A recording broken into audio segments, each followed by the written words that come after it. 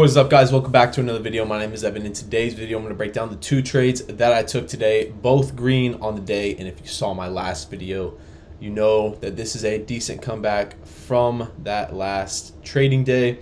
Had a small loss yesterday, very short, overall choppy market action, so I didn't trade very much, but very small loss and just moved on with the day. But with that being said, I'm going to break down the trade for you guys. Explain exactly what I was thinking in these trades, exactly what I did after taking those losses from earlier this week and the end of last week, and explain my thought process behind everything. So as you guys can see, we have QQQ pulled up on my chart, and if you guys don't know already, the red arrows are my entries, the purple arrows are my exits. So we had two levels marked out for today. We had the pre-market high of 422.3 around that area. I pretty much just moved it up a little bit higher just because we had all these touches around 422.3, and then we almost touched it there in the pre-market.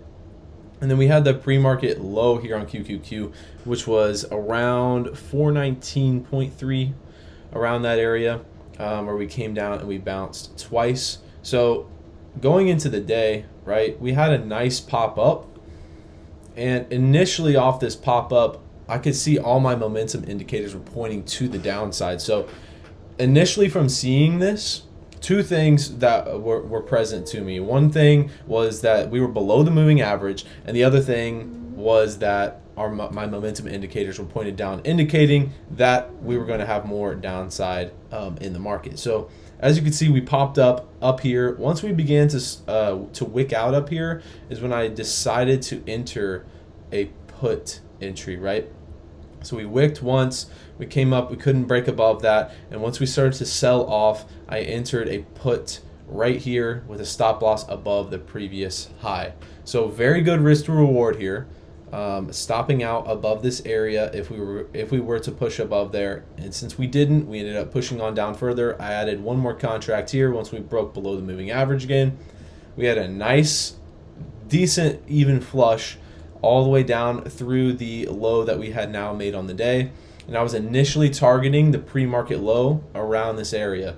Once we started to pop back up, I'm not going to lie, I got a little scared in the position and decided to sell out of it before we had a full reversal, because I wanted this to be a green trade. I wanted to make sure that I locked in profits and walked away with something today. It's very important. It was very important to myself to be able to get another green trade under my belt after having some losing days. That way I can get my psychology back in check.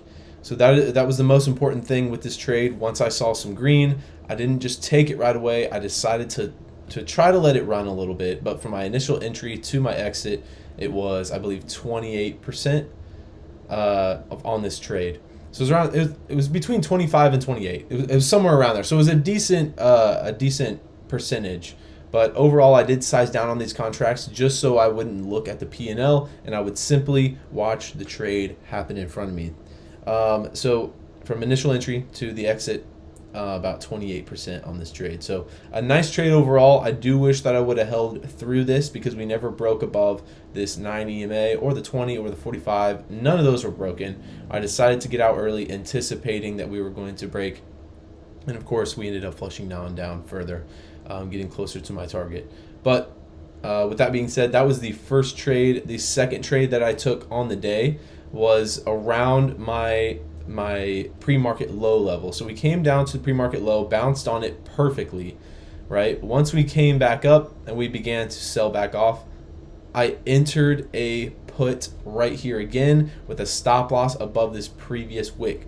As you can see, it came very close to that previous wick. We never broke above it, and we never broke above the 20 EMA as well. So two confluences there, pretty much holding the market down. The 9 EMA and the 20 EMA, which both have show resistance against the price action, right?